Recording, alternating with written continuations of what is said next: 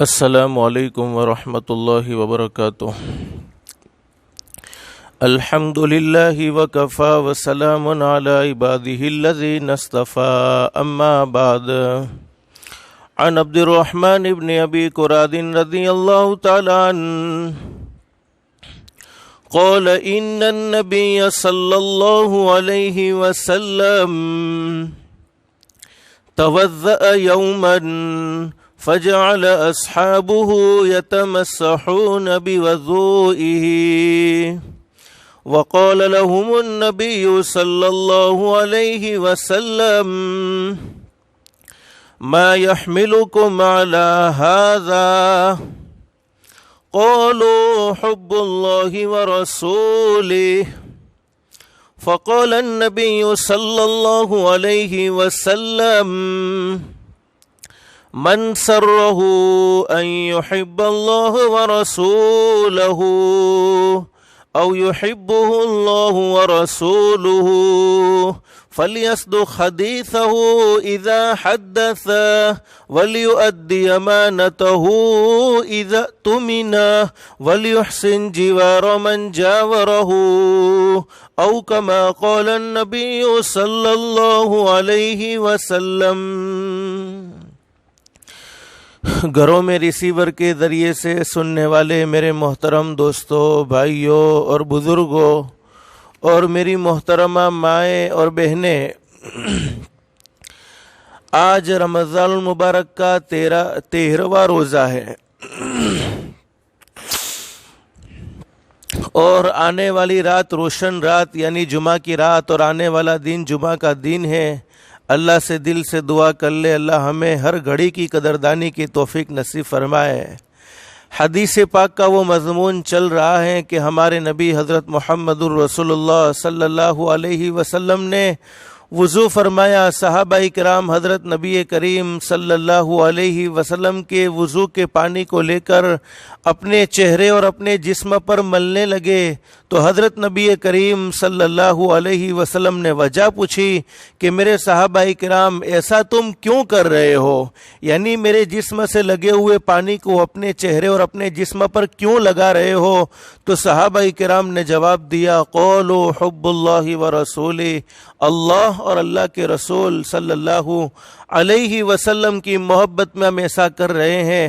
پھر حضرت نبی کریم صلی اللہ علیہ وسلم نے ارشاد فرمایا، فقال النبی صلی اللہ علیہ وسلم من سره ان يحب اللہ ورسولہ او يحبه اللہ ورسولہ۔ حضرت نبی کریم صلی اللہ علیہ وسلم نے ارشاد فرمایا، جس کا دل یہ چاہتا ہو کہ وہ اللہ سے محبت کرے یا یہ دل چاہتا ہو، سب سے پہلے ہمارے نبی نے فرمایا جس کا دل یہ چاہتا ہو کہ وہ اللہ اور اللہ کے رسول سے محبت کرے یا یہ دل چاہتا ہو کہ اللہ اور اللہ کا رسول خود اس سے محبت کرے تو اسے چاہیے کہ وہ 3 کام کرے۔ اس میں سب سے پہلا کام بیان فرمایا، فَلْيَصْدُقْ حَدِيثَهُ إِذَا حَدَّثَ۔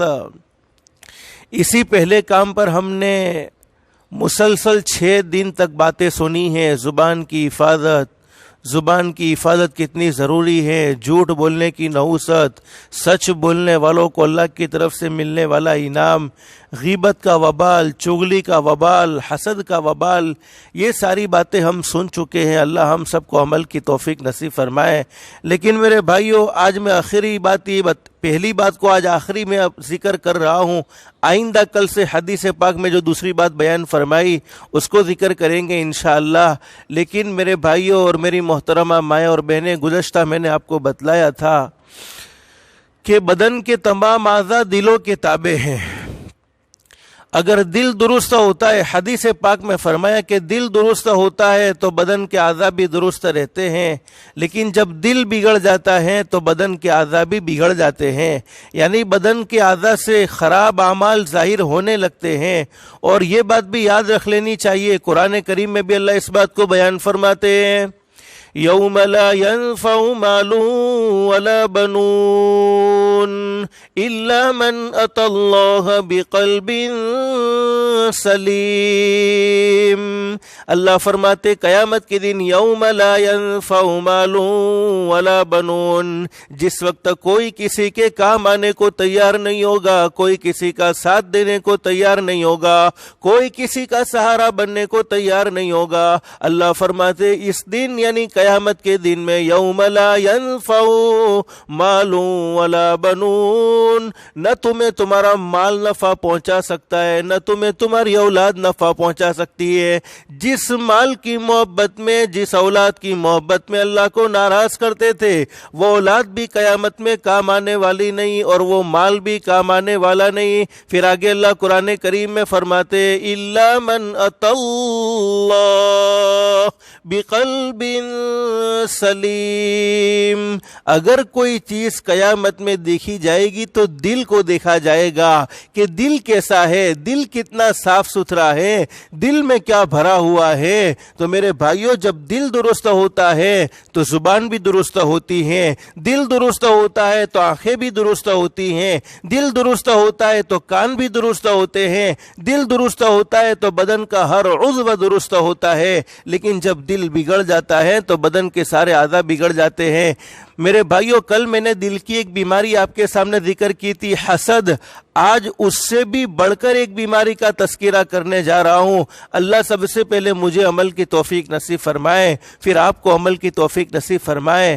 عام متن کوئی آدمی حاسد کیوں بنتا ہے، کوئی آدمی حسد کسی سے کیوں کرتا ہے، کیا وجہ ہوتی ہے کہ اس کے دل میں حسد پیدا ہوتا ہے، اس کے دل میں دوسرے کے بارے میں جلن پیدا ہوتی ہے؟ اس لیے کہ میرے بھائیوں، حسد کے بارے میں کل آپ کے سامنے ذکر کر چکا ہوں، یہ دنیا اور آخرت میں تباہ و برباد کر دینے والا گناہ ہے، اور بہت سے لوگ اس گناہ میں مبتلا ہو چکے ہوئے ہوتے ہیں۔ اللہ ہم سب کی حفاظت فرمائے اور اللہ ہم سب کو توبہ کی توفیق نصیب فرمائے۔ لیکن علماء فرماتے حسد سے بھی بڑھ کر ایک گناہ ہے جس کو کہتے ہیں گھمنڈ، تکبر، بڑائی۔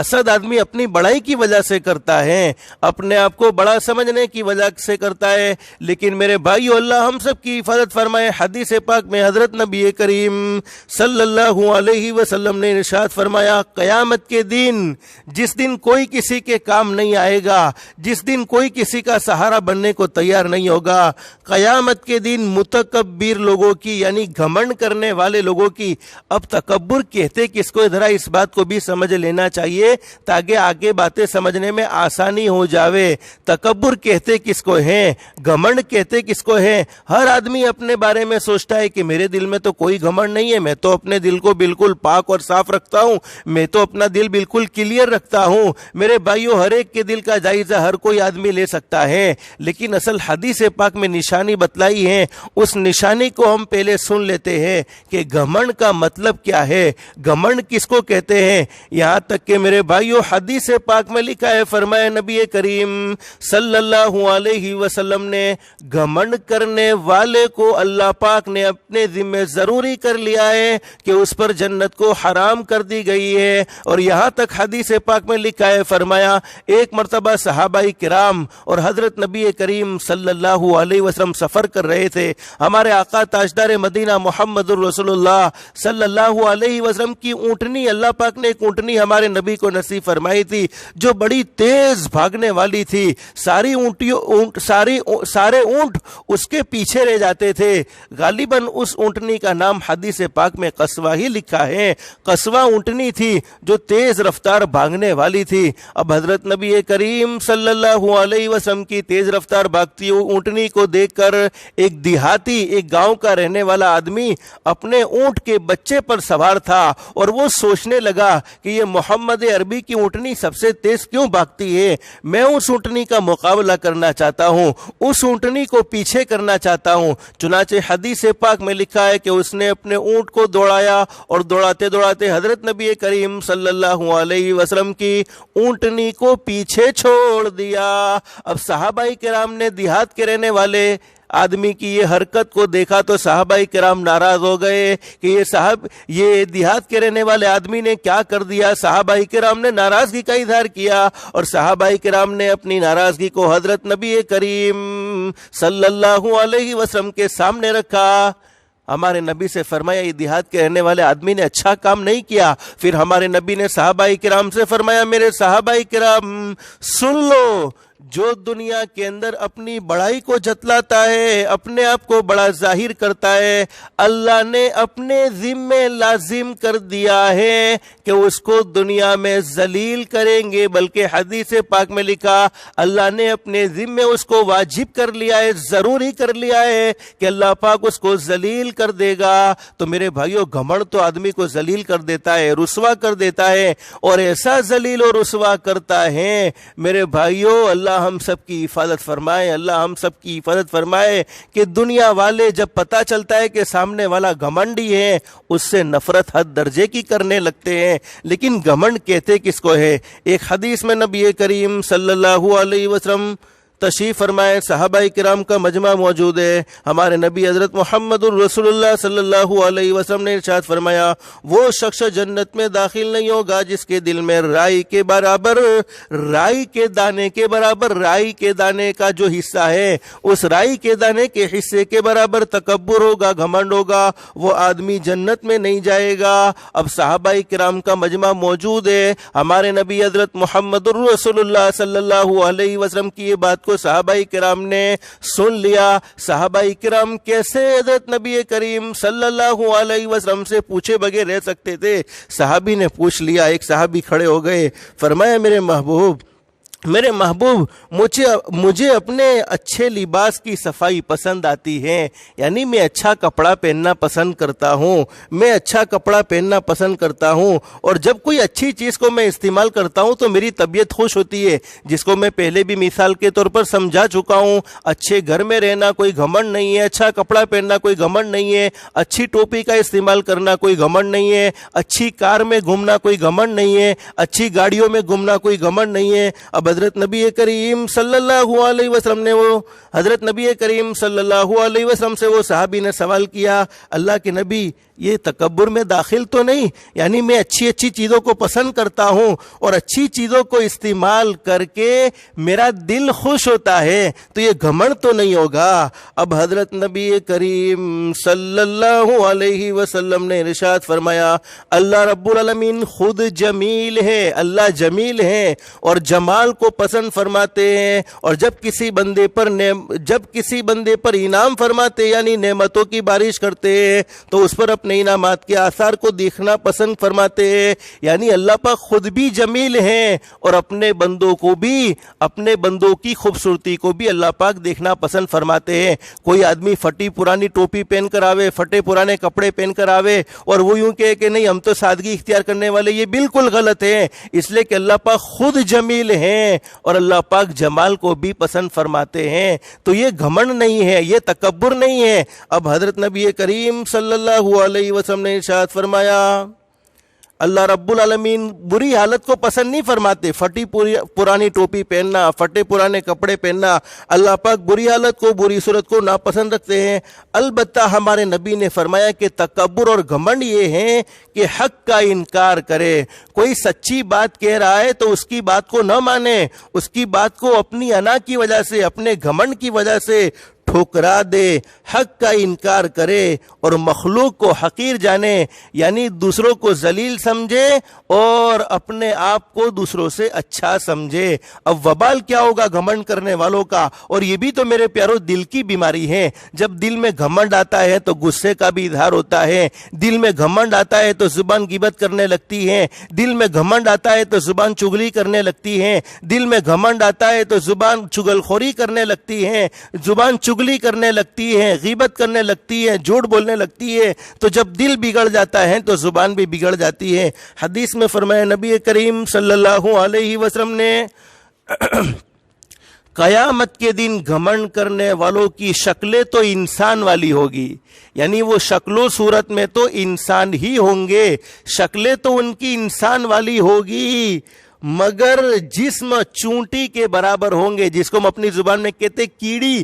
قیامت میں کیڑی کے برابر وہ انسان ہوں گے، شکل انسان کی ہوگی لیکن جسم کی سائز ان کی چونٹی کے برابر ہوگی، اور وہ ذلت و خواری یعنی رسوائی ہر طرف سے ان کا احاطہ کیے ہوگی، ہر طرف سے ان کو رسوائی گھیرے ہوئے ہوگی، اور وہ دوزخ کی آگ میں چلیں گے پھریں گے، اور اہل دوزخ کا یعنی دوزخ والوں کا پیئیں گے۔ میرے بھائیو، اللہ ہم سب کی حفاظت فرمائے۔ متکبرین کا اتنا خطرناک انجام ہے۔ حضرت ابو ہریرہ رضی اللہ تعالیٰ عنہ فرماتے نبی کریم صلی اللہ علیہ وسلم نے ارشاد فرمایا، 3 قسم کے آدمی ایسے ہیں جن کے ساتھ اللہ رب العالمین شفقت کا کلام اور قیامت کے دن اس پر محبت کی نظر نہیں فرمائیں گے، اس کی طرف شفقت کی نظر سے نہیں دیکھیں گے، اور سخت سے سخت عذاب میں، سخت سے سخت ذلت میں قیامت کے دن وہ مبتلا ہوگا۔ نمبر 1 بوڑھا زانی، یعنی بڑی عمر ہونے کے بعد بھی اپنی آنکھوں کی حفاظت نہیں کرتا، اپنے خیالات کو درست نہیں کرتا۔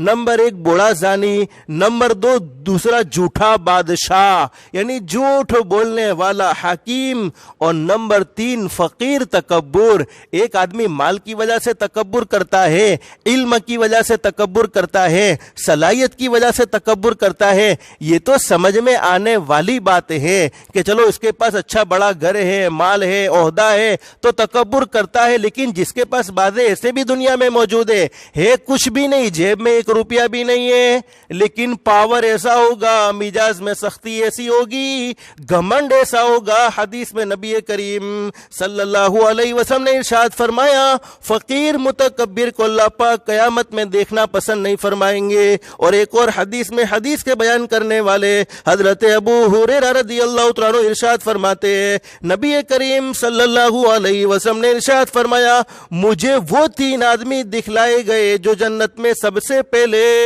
داخل ہو جائیں گے، پھر وہ بھی 3 آدمی دکھلائے گئے جو جہنم میں سب سے پہلے جائیں گے۔ اب صحابہ کرام نے پوچھا، اللہ کے نبی وہ کون سے 3 آدمی ہیں جو جنت میں سب سے پہلے جائیں گے؟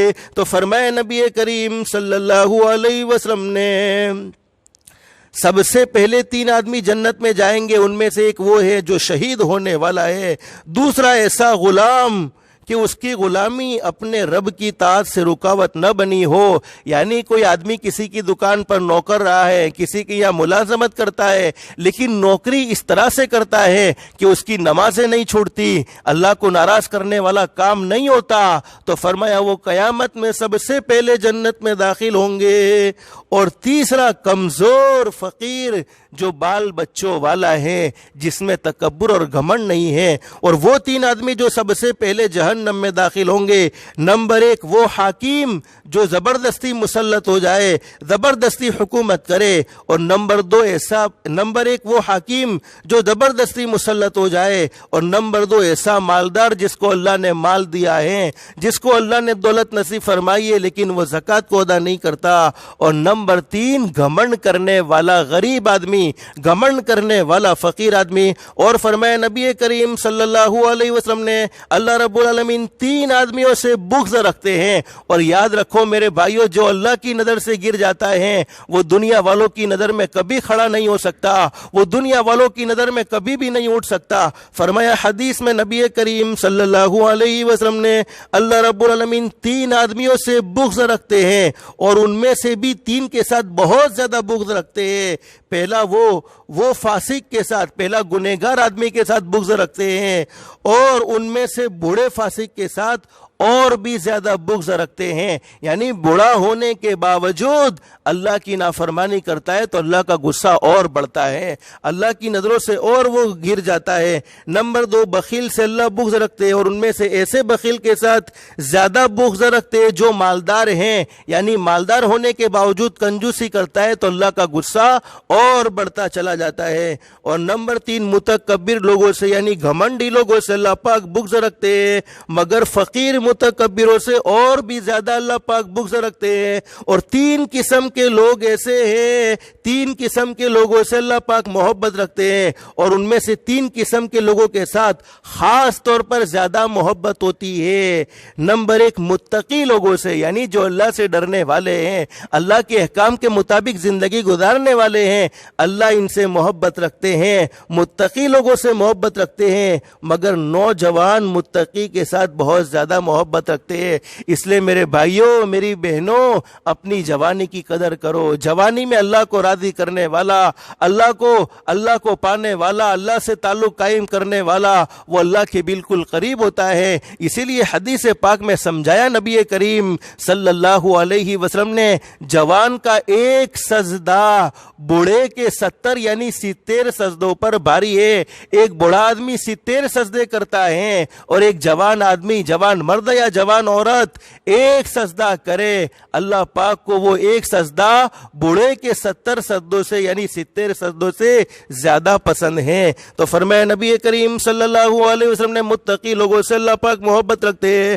مگر نوجوان متقی یعنی جوانی میں اللہ سے ڈرنا, جس میں شیطان زیادہ وسوسے ڈالنے والا, شیطان زیادہ گمراہی میں ڈالنے والا, اور ایسے ماحول میں اللہ سے ڈرنے والا اللہ کو بہت پسند ہے. فرمایا نوجوان متقی کے ساتھ بہت زیادہ محبت ہے. اور نمبر 2, سخی لوگوں سے اللہ محبت رکھتے ہیں, مگر ایسا سخی جو فقیر ہوتا ہے, یعنی جس کے پاس ہے کچھ نہیں لیکن سخاوت کا جذبہ بڑا زبردست ہے, اللہ اس سے بھی محبت رکھتے ہیں. اور نمبر 3, تواضع کرنے والوں سے محبت رکھتے ہیں, یعنی اپنے آپ کو چھوٹا سمجھنے والے, گھمنڈ کرنے والے نہیں, اپنے آپ کو چھوٹا سمجھنے والوں سے محبت رکھتے ہیں, مگر مالدار تواضع کرنے والوں سے, یعنی اللہ نے مال بھی دیا ہے, اللہ نے عہدہ بھی دیا ہے, اللہ نے طاقت بھی دی ہے, اللہ نے وسعت بھی دی ہے, پھر بھی وہ اپنے آپ کو سادگی میں رکھتا ہے, چھوٹا سمجھتا ہے, اپنے آپ کو لوگوں میں بڑا ظاہر نہیں کرتا, تو وہ اللہ کو بہت زیادہ پسند ہے. میرے بھائیوں, ہم سب جانتے ہیں کہ حضرت موسیٰ علیہ السلام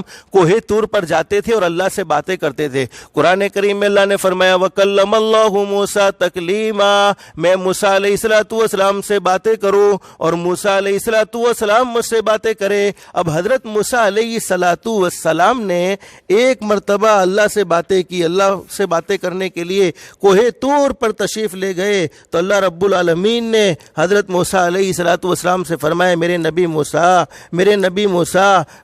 موسیٰ کوہ طور پر باتیں کرنے آئے ہو. اور حدیث پاک میں لکھا ہے میرے بھائیوں, اللہ رب العالمین سے حضرت موسیٰ علیہ السلام سوال کرتے, اللہ پاک جواب دیتے, اللہ رب العالمین سے سوال کرتے, اللہ پاک جواب دیتے. حضرت موسیٰ علیہ السلام نے باتوں میں پوچھا, اے میرے مولا, اے میرے پیدا کرنے والے اللہ, تمام مخلوق سے زیادہ مقبوض تر تیرے یہاں کون ہیں, یعنی تجھے سب سے زیادہ کن لوگوں سے نفرت ہے, دنیا میں بسنے والے لوگوں میں سب سے زیادہ ذلیل تیرے نزدیک کون ہے, سب سے زیادہ گرا ہوا تیرے نزدیک کون ہے. اور میرے بھائیوں, جو اللہ کی نظر میں گر جائے مخلوق کی نظر میں کبھی نہیں اٹھ سکتا. اب اللہ نے کیا فرمایا, میرے نبی موسیٰ, جس کے دل میں تکبر ہے, جس کے دل میں بڑائی ہے, جو اپنے آپ کو دوسروں سے اچھا سمجھتا ہے, وہ میرے نزدیک گر چکا ہے, اس لیے کہ تکبر تو صفت ہی اللہ کی ہے. اور دوسری بات بیان فرمائی, جو زبان کا سخت ہے, یعنی ایسی باتیں کہنے والا ہے کہ سامنے والے کے دل کے ٹکڑے ہو جاتے ہیں, دلوں کو چیر دینے والی باتیں کرنے والا ہے. اور نمبر 3, جو یقین کا کمزور ہے, اللہ پر بھروسہ رکھتا نہیں ہے, اس کا یقین کمزور ہے. اور نمبر 4, جو کنجوس ہے, جس کو اللہ نے مال دیا ہے پھر بھی اللہ کی راہ میں سخاوت نہیں کرتا, اللہ کی راہ میں خرچ نہیں کرتا. اور حدیث پاک میں کیا فرمایا, حضرت ابن زبیر رضی اللہ تعالیٰ عنہ فرماتے کہ تواضع شرافت کے اسباب میں سے ایک سبب ہے, اور ہر نعمت پر حسد ہو سکتا ہے. ہماری مالداری کو دیکھ کر کوئی جل سکتا ہے, ہماری عزت کو دیکھ کر کوئی جل سکتا ہے, ہماری ترقی کو دیکھ کر کوئی جل سکتا ہے, ہر نعمت پر حسد ہو سکتا ہے سوائے تواضع کے, یعنی عاجزی کے. جو اپنے آپ کو چھوٹا سمجھے گا اس پر کوئی حسد کرنے والا نہیں ہے. اور قناعت کا پھل راحت ہے, یعنی جتنا اللہ نے دیا اس پر راضی ہو گیا,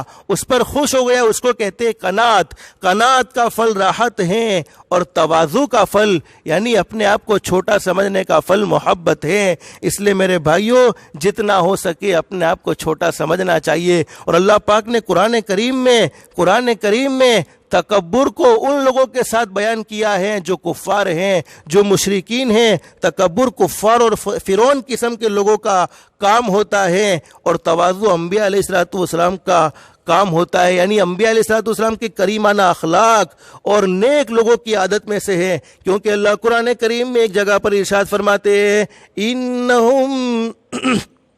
انہم کانوا اذا قیل لهم لا الہ الا اللہ یستکبرون۔ میرے بھائیو اندازہ لگاؤ، اللہ قرآن کریم میں یہ کفاروں کی صفت کو بیان فرماتے ہیں۔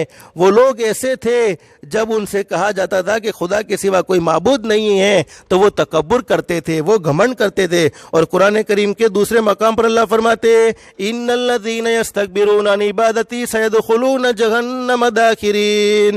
اور قرآن کریم کے ایک مقام پر اللہ فرماتے ہیں ادخلوا ابواب جہنم خالدین فیہا فبئس مثوى المتکبرین۔ گھمنڈ کرنے والوں کے لیے جہنم کے دروازے کھلے ہوئے ہوں گے۔ اور اللہ فرماتے انہ لا يحب المستکبرین، اللہ گھمنڈ کرنے والوں کو پسند نہیں فرماتا۔ لیکن اللہ رب العالمین نے اپنے مومن بندوں کی تواضع کی قرآن کریم میں تعریف فرمائی ہے۔ قرآن کریم میں فرماتے وعباد الرحمن الذین یمشون وعباد الرحمن الذین یمشون علی الارض ہونا۔ اللہ اپنے مومن بندوں کی تعریف فرماتے ہیں کہ مومن بندے کبھی تکبر نہیں کرتے، کبھی گھمنڈ نہیں کرتے۔ وَخْفِضْ جَنَاحَكَ لِلْمُؤْمِنِينَ۔ اور حضرت نبی کریم صلی اللہ علیہ وسلم کو اللہ نے بڑی عجیب و غریب تواضع نصیب فرمائی تھی۔ میرے بھائیو آج مجھے آپ کو بتلانا یہ تھا کہ اگر زبان کو ہم کنٹرول میں رکھنا چاہتے ہیں، زبان کو فضولیات سے بچانا چاہتے ہیں، تو دل کو بیماریوں سے، دل کی بیماریوں سے دل کو پاک اور صاف کرنا ہوگا۔ حسد سے دل کو پاک اور صاف کرنا ہوگا، گھمنڈ سے دل کو پاک اور صاف کرنا ہوگا۔ چونکہ جب بیماری دل میں لگتی ہے تو وہ بیماری بدن کے اعضاء میں بھی ظاہر ہونے لگتی ہے۔ حضرت عبداللہ ابن مسعود رضی اللہ عنہ فرماتے کہ کوئی عاجزی سے جھکتا ہے، اللہ رب العالمین قیامت کے دن سر بلند، اللہ پاک اسے قیامت کے دن سر بلندی عطا فرمائیں گے، یعنی تمام لوگوں کے درمیان میں اللہ پاک اسے عزت نصیب فرمائیں گے۔ اور جو کوئی بڑا بن کر اکڑتا ہے، کوئی اپنی اکڑ بتاتا ہے، تو اللہ رب العالمین اسے قیامت میں پست و ذلیل کر دیں گے، یعنی تمام مخلوق کے سامنے وہ ذلیل اور رسوا ہو جائے گا۔ اور حضرت قتادہ رضی اللہ عنہ فرماتے ہیں نبی کریم صلی اللہ علیہ وسلم ارشاد فرماتے ہیں جس شخص کی روح اس کے جسم سے جدا ہو، یعنی ایسی حالت میں اس کی موت آئے، مرنا تو ہر کسی کو ہے، کل نفس ذائقۃ الموت، ہر آدمی دنیا سے جائے گا، ایک دن مرنا ہے، آخر موت ہے، کر لے جو کرنا ہے، آخر موت ہے۔ دنیا میں اچھے کام کر کے زندگی گزاری، پھر بھی موت تو آنی ہی آنی ہے، اور دنیا میں برائیاں کر کر کے، نافرمانیاں کر کے زندگی گزاری، پھر بھی موت تو آنی ہی آنی ہے، موت کسی کو چھوڑنے والی نہیں ہے۔ فرمایا نبی کریم صلی اللہ علیہ وسلم نے جس شخص کی موت اس حالت میں آوے، وہ دنیا سے اس حالت میں رخصت ہو کہ اس حال میں کہ وہ تین چیزیں، یعنی تکبر اس کے دل میں نہیں ہے، خیانت، اس نے کبھی امانت میں خیانت نہیں کی، اور قرض سے پاک ہے، یعنی دنیا میں کسی سے قرضہ لیا تھا اور اس قرضے کو اس نے ادا کر دیا، اس کے ذمے کوئی قرضہ نہیں ہے، اس کے دل میں کوئی تکبر نہیں ہے، اس نے خیانت نہیں کی ہے۔ حدیث پاک میں فرمایا نبی کریم صلی اللہ علیہ وسلم نے اللہ رب العالمین اسے ضرور جنت میں داخل فرمائیں گے، ضرور اللہ پاک اسے کامیابی نصیب فرمائیں گے۔ لیکن میرے بھائیو آج ہم سب کو طے کرنا ہے، دل میں اگر ہم کسی کے بارے میں برائی کو سوچتے ہیں، اسی لیے ایک اللہ کے ولی سے کسی نے پوچھا کہ حضرت انسان برا کب بنتا ہے؟ فرمانے لگے انسان اس وقت برا بنتا ہے جب وہ اپنے آپ کو دوسروں سے اچھا سمجھنے لگے۔ آج ہمارا رویہ یہ ہے، غریب سے کوئی دوستی کرنے کو تیار نہیں ہے، فقیر کو کوئی لفٹ کرانے کے لیے، فقیر کو کوئی سہولت دینے کو تیار نہیں ہے، بلکہ وہ لوگ ہماری نظروں میں ذلیل ذلیل اور رسوا ہوتے ہیں۔ میرے بھائیوں ایسا نہیں ہے، یہ تو اللہ کی حکمتیں ہیں۔ اللہ نے کسی کو امیر بنایا، کسی کو فقیر بنایا، لیکن اگر ہمارے دل میں اگر ہمارے مال کے بارے میں گھمنڈ آ گیا، ہمارے عہدے کے بارے میں گھمنڈ آ گیا، علم کے بارے میں گھمنڈ آ گیا، ہماری صلاحیتوں کے بارے میں گھمنڈ آ گیا، تو حدیث پاک میں لکھا ہے گھمنڈ کرنے والے کا انجام تو بہت برا ہوتا ہے۔ اور میں نے کل آپ کو ایک بات بتلائی تھی، شیطان اللہ کی بارگاہ میں مردود ہو گیا، اس نے اللہ کی نافرمانی کی، حضرت آدم علیہ السلام پر حسد کیا، لیکن گھمنڈ بھی تو کیا۔ اللہ کو کہنے لگا، اللہ نے فرمایا ابلیس سے کہا، اللہ نے فرمایا ابلیس سے کہا کہ آدم کو سجدہ کرو، تو اس نے گھمنڈ میں کہا کہ میں تو اچھا ہوں، ارے مجھے تو نے آگ سے پیدا کیا ہے، یہ تو مٹی والا ہے، میں اس کو سجدہ نہیں کر سکتا، اللہ کی بارگاہ سے وہ ملعون ہے۔ اس پر علماء فرماتے ہیں کہ اگر دنیا میں سب سے بڑا کوئی گناہ ہوا ہے، سب سے پہلا اگر کوئی گناہ ہوا ہے تو وہ گھمنڈ ہے، وہ تکبر ہے۔ اور حدیث پاک میں لکھا ہے، ہمارے نبی حضرت محمد رسول اللہ صلی اللہ علیہ وسلم نے ارشاد فرمایا، تکبر اللہ کی چادر ہے، اور جو اللہ کی چادر کو کھینچنے کی کوشش کرے گا اللہ اس کے ٹکڑے ٹکڑے کر دے گا، اس کو ذلیل اور رسوا کر دے گا، وہ سماج میں اپنا منہ بتانے کے قابل نہیں رہے گا۔ لیکن ایک آخری حدیث بتاؤ، اللہ ہم سب کو عمل کی توفیق نصیب فرمائے۔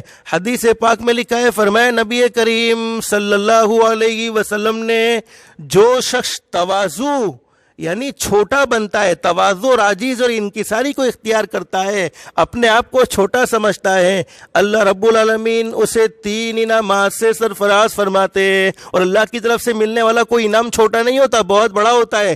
اللہ پاک اسے 3 انعام نصیب فرماتے ہیں۔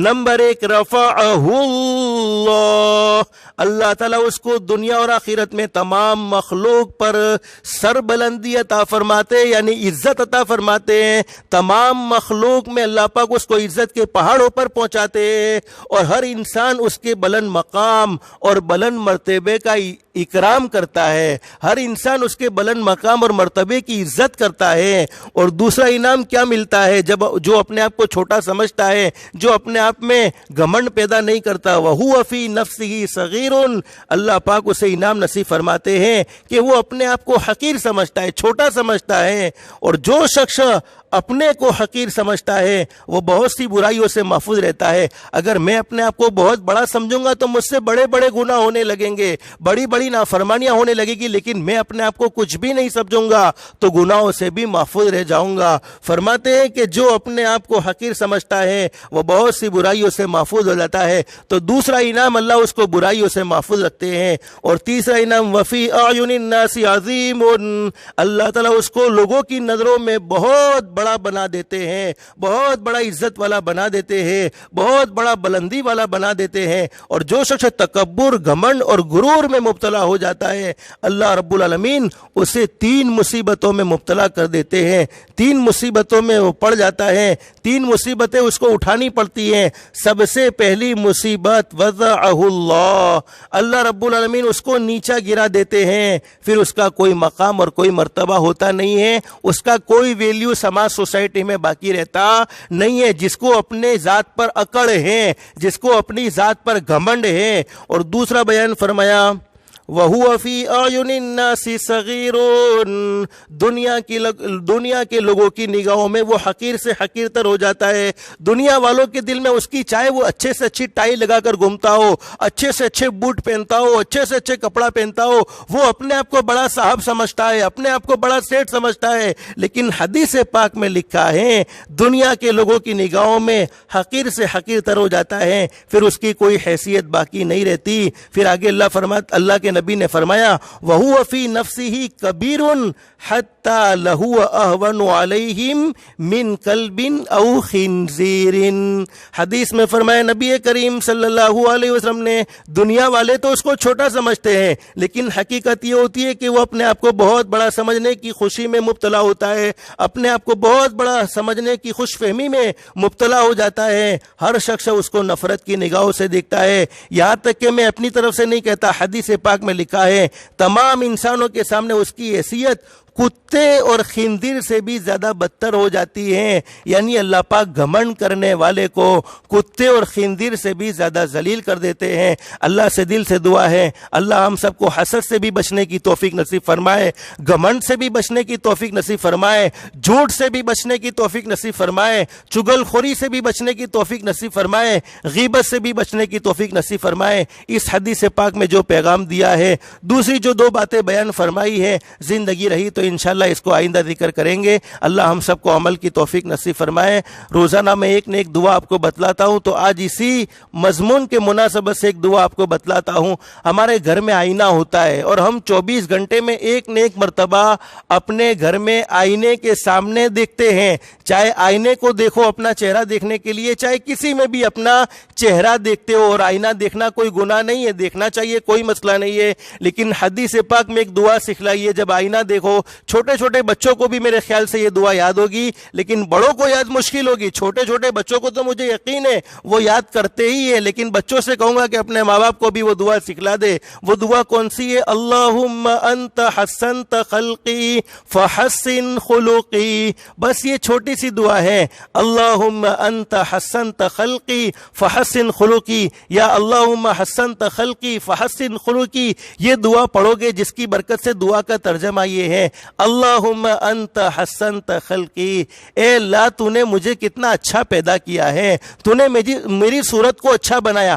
آدمی چاہے کتنا بھی کیسا بھی کلر کا ہو، لیکن ہر کوئی آدمی اپنے آپ کو تو ہیرو ہی سمجھتا ہے، اپنے آپ کو تو اچھا ہی سمجھتا ہے، اور حقیقت یہ ہے قرآن کریم میں بھی اللہ فرماتے ہیں لقد خلقنا الانسان فی احسن تقویم، اللہ نے انسان کو خوبصورت پیدا کیا ہے۔ تو اللہم انت حسنت خلقی، اللہ تو نے میری صورت کو اچھی بنائی ہے، فحسن خلقی، تو میرے اخلاق بھی اچھے بنا دے، تو میرا کردار بھی اچھا بنا دے، تو میری سیرت بھی اچھی بنا دے۔ تو ہم آئینے کو دیکھ کر یہ دعا پڑھتے رہیں گے انشاءاللہ۔ اللہ کی ذات عالی سے امید ہے اللہ ہمارے دل کو حسد سے پاک رکھے گا، اللہ ہمارے دل کو تکبر سے پاک رکھے گا، اور اخلاق مصطفیٰ کا جذبہ اللہ ہم سب کو نصیب فرمائے گا۔ اللہ ہم سب کو کہنے سننے سے زیادہ اخلاص، استخلاص اور استقامت کے ساتھ عمل کی توفیق نصیب فرمائے، آمین یا رب العالمین۔ وآخر دعوانا ان الحمدللہ رب العالمین۔ آنے والی رات جمعہ کی رات ہے، اور آنے والا دن جمعہ کا مبارک دن ہے۔ حضرت نبی کریم صلی اللہ علیہ وسلم کے احسانات ہم پر اتنے ہیں کہ ان کو گننا چاہے تو گن نہ سکے، شمار کرنا چاہے تو شمار نہ کر سکے۔ تو جتنا بھی درود پاک کی کثرت ہو سکے درود پاک کی بھی کثرت کرتے رہیں گے انشاءاللہ۔ اللہ ہم سب کو عمل کی توفیق نصیب فرمائے۔ سبحان اللہ وبحمدہ، سبحانک اللہم وبحمدک، نشہد ان لا الہ الا انت، نستغفرک ونتوب الیک۔ سبحان ربک رب العزۃ عما یصفون، وسلام علی المرسلین، والحمد للہ رب العالمین۔